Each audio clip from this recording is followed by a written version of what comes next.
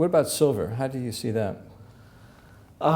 We don't have any official coverage on silver, but I always write that I think during this bull market, I'm pretty sure that silver is going to outperform gold.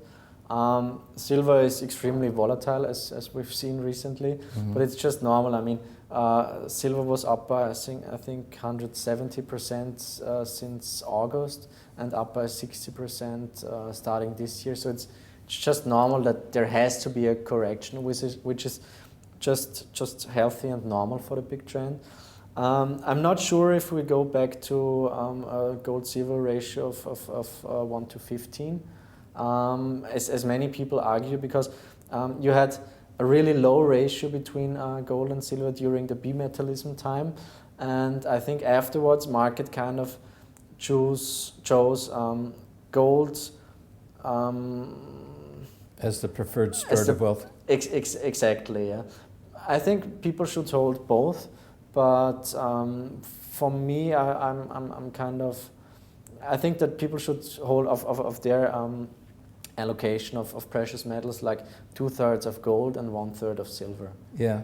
Is there any effort here in Europe to enable silver to be purchased without the value-added tax applied to it?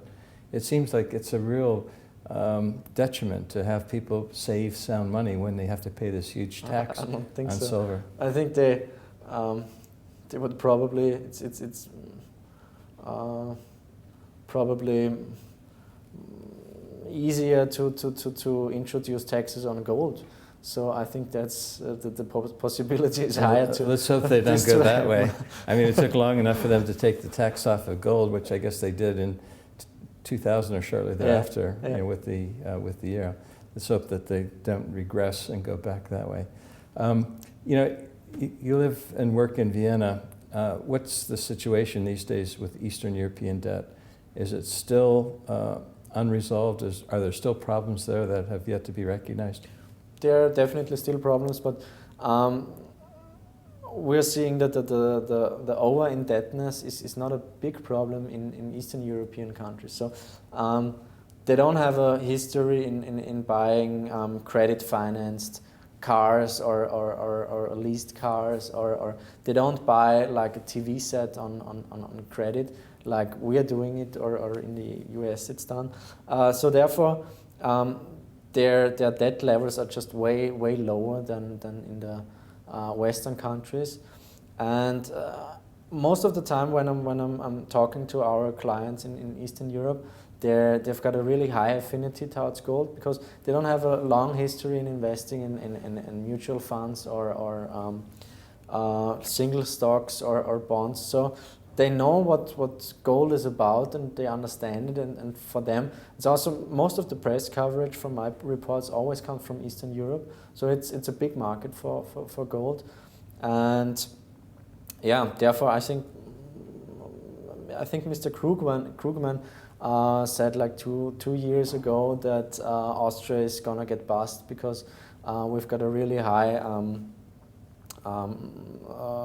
connection to Eastern European countries, but those countries are growing on average between 3% and 5%. It's really stable growth, and I think we can be kind of proud that we are within this region. Yeah, at 3 to 5% real growth. Nominal growth, yeah. Yeah. Okay. But definitely, when I'm talking to my colleagues there, you can see that their like working ethics is really high. That they wanna progress, they wanna move forward, they want to build up wealth, and it's a bit different. How should I put it?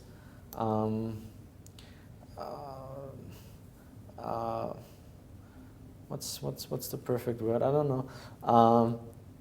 Probably they're just interested they're more interested in doing business there. Yeah. They want to progress, they want to grow, and yeah. So they see gold as a safe alternative? Definitely, yeah. Is it physical gold or paper gold? Mostly physical gold. I talked to a guy, he was from Russia, and he said gold was forbidden during the Soviet Union, but he just had 50 wedding rings made of gold. So there were always ways to kind of diversify. And yeah, for them, physical gold is really a big thing.